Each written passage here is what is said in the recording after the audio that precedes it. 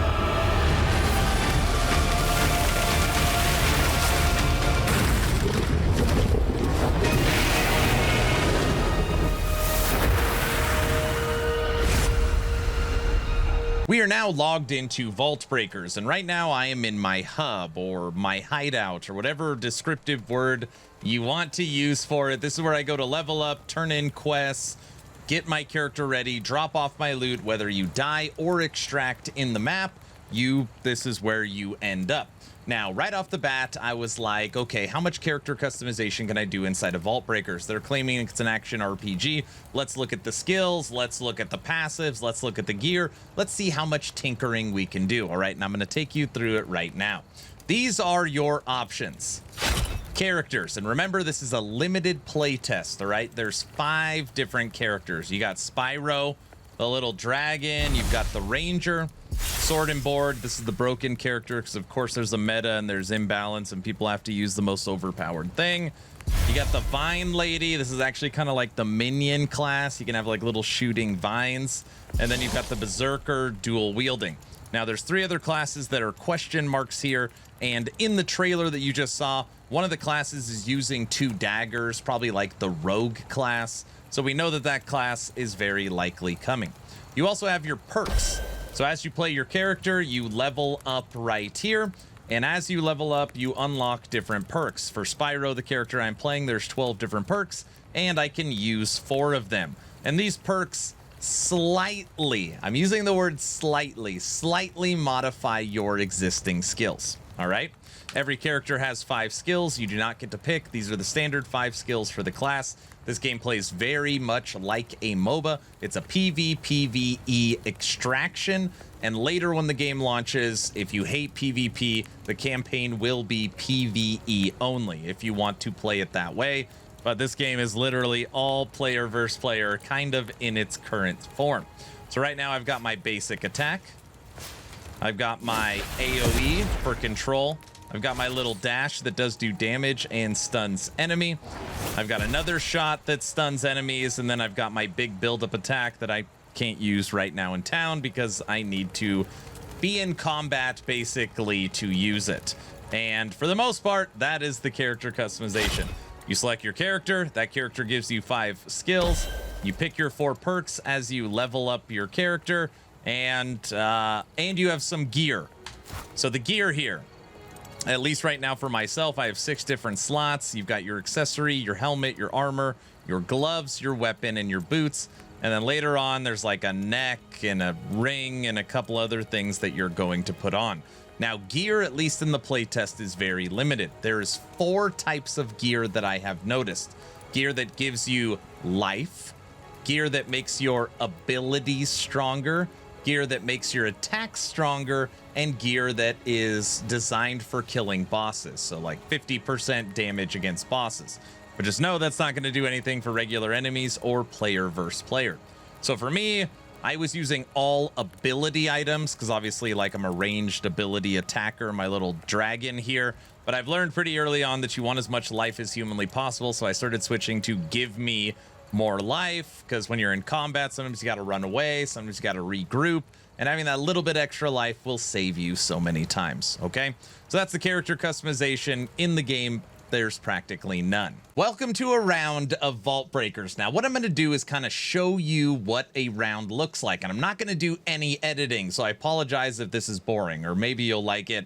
I don't know. We're going to see what happens. Now, this game uses WASD movement or controller. So even though a lot of people call it a MOBA, it doesn't use MOBA controls. And this is a PvPvE extraction. So if you see here, I've got all these different quests that I can do. And one of the quests is actually complete. It's up in here. These outside areas require a key. They're almost like dungeons that have better loot in it. And if you ever open up one of these areas, I actually do have a key right here. It alerts everybody on the map that it's open, and everybody goes there to try and steal and kill you and take all of your loot. All right, so very, very simple game loop. You run around this area trying to kill and collect as much loot as possible while completing quests. And if you come across another player, you can engage in PvP combat, trying to kill them and take all their stuff. And they're probably going to try and kill you and take all your stuff. So that is the actual game loop. So let's jump into it. Now, day one, when I was playing this, I thought it was like so much fun. It kind of scratched that PvP itch because I don't get to play PvP very often. And I had a really enjoyable time. Day two, I did not have as an enjoyable of a time. We had a bunch of characters that were higher power coming down and just murdering everybody. And yeah, I didn't like that. I mean, it just, you almost feel like you're going backwards. You lose progression, you lose all your gear when you die. So your power score drops, and you just got to do that over and over again. So you die, which sucks because you lose all your loot. And on top of that, you have to start over all the items that you built up. It does not feel good. All right, we killed a wolf. So we're going to come up here and we're going to open up this area with the key that I got. And the second I do this, it's going to alert everybody in the map that it's opened. So we got a ton of quests. Oh, jeez.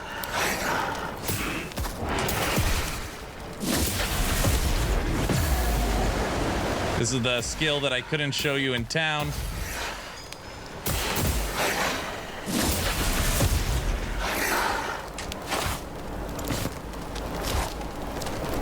All right, let's see what we got here. A little wolf shaman.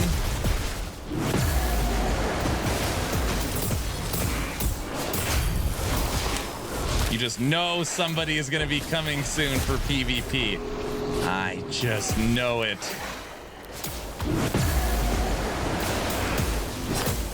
All right, so far we have not taken any damage. Okay.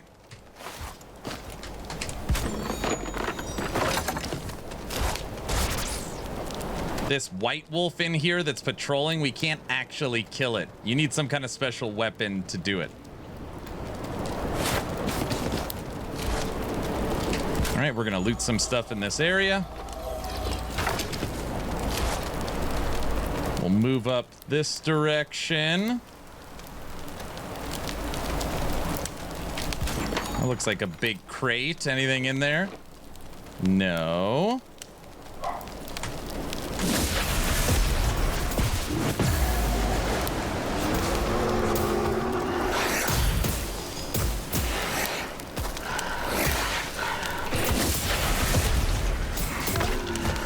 not bad. Have not taken any damage. And you'll see on the map here, we're working our way towards our completed quest.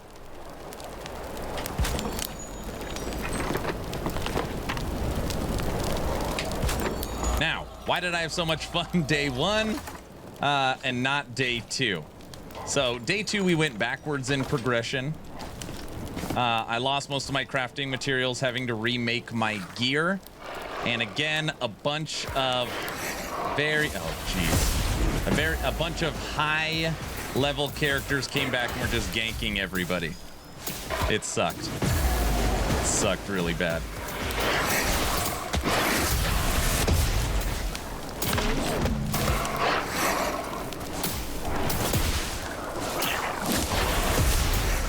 These little Moonveil stalkers are way tougher than the regular ones. Got him. Still so far, perfect round. We have not taken any damage. All right. Problem number 1 with the game. Your storage space. I don't know why games do this.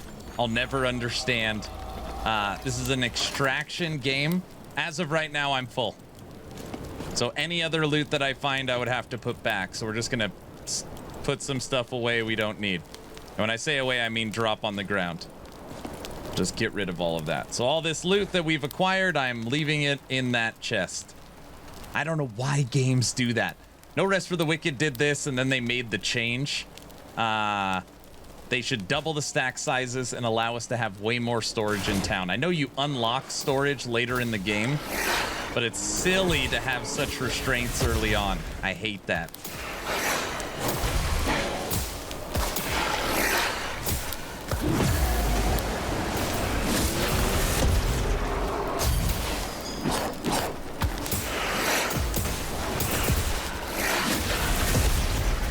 Get out of here. And there's the PvP. Dang it.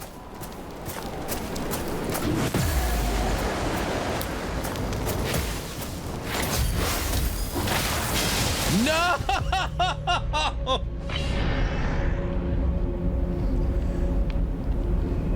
They shot me from the back. That shouldn't count. Oh. So much fun. It's incredible. All right, so you saw my power score was 95, 96. Now you'll get to see. That was freaking terrible. I almost had them with the little balls that were circling around. So now you'll see my power scores drop down to the bottom, which is 80. All of my items are now gone, and they left me with half of the loot that I have collected. And I go put away the stuff that I had. So you need to have backup gear. So on here, now I'll put this stuff on, and I would have to go, and I got to go craft a shoulder piece. So you always got to have backup stuff. But this is a perfect point that I'm trying to prove, that early game, even day 2 on the playtest, when you're out, your inventory is always full. And my storage is always full because look, the stack sizes on this stuff are so small. Like this, you can only stack 3. These don't stack at all. These don't stack at all. So, you know, if they made the stack sizes all 999 and gave us more spots, it would just feel so much better. Now, a couple other quick things I want to talk about. When you're looking at your missions in here or your map, you can run solos, you can run duos. I'm at the point where I can go into the second area if I want to, the refinery, and obviously harder enemies, better rewards, but also PvP is even tougher because the players that you're fighting against are stronger as well. This game also does have crafting. As you level up your NPCs and complete missions, the items that you bring back and sell, you will be able to craft more powerful items. I could already craft a blue hood. I could craft blue body armor and blue shoes. Technically, I mean, I can craft them. I need to find all the materials, but they are unlocked to be made. And you can make bandages and a couple other things. So there is some basic crafting in the game, and it's more than just that first area. There's other areas. So that is kind of my overall take on the game so far. And I said this during the gameplay portion. Day 1 was actually a pretty enjoyable experience. We were yelling, we were having fun in PvP, we were leveling up our character, we were unlocking perks, we were learning the map and leveling up our crafting and completing missions, and overall just kind of having a blast learning the game. I streamed for 7 hours. Day 2, I didn't even make it 5 hours. I ended the stream 2 hours early because I was so freaking frustrated. And just know that, you know, obviously I'm not dumb. I know when you sign up for a game like this, PvPvE Extraction, and, you know, you're getting ganked and people are stealing all your stuff and they're high. It's just, you know, I understand that, Aaron, that's the game you are playing. And then there's meta builds and people are playing all the broken stuff. And the first 3 hours of stream, all my crafting materials were gone because I needed to craft new gear, but I kept dying, so I kept losing that gear. So 3 hours into stream, I went from basically power score 100 all the way down to 80 with no crafting materials, which is literally where I started at minute 1 of the playtest. So the entire days for day 1 progression and day 2, I had basically lost everything and had to start over. And that is just this gut-wrenching, horrible feeling. And you kind of got to see that for a second during the PvP where, you know, all my skills are on cooldown, get shot in the back, I try to counterattack, and then we're dead. Like, it's unbelievably grueling. So if you love that playstyle, if you like MOBA, if you like what you're seeing here, this game definitely has a solid core to it. And obviously this is just a play test, so hopefully it progresses. But yeah, it's just unbelievably brutal. So that's my first impression.